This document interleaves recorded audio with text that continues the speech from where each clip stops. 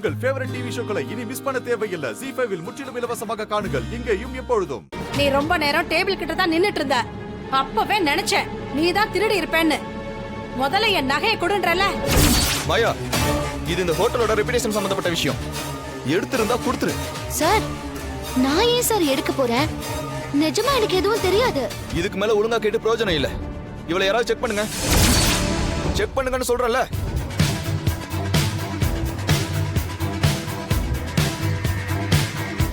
இல்ல சார், ஒண்ணும் இல்ல சார். சொல்றேன்ல சார், நான் எடுக்கலன்னு. கண்டிப்பா இவதாங்க எடுத்திருப்பா. இருங்க மேடம், நான் விசாரிக்கிறேன்ல.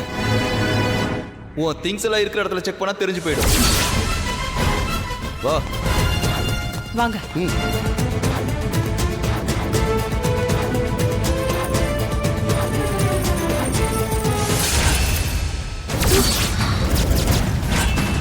இதாங்க, இதான் என் நகை.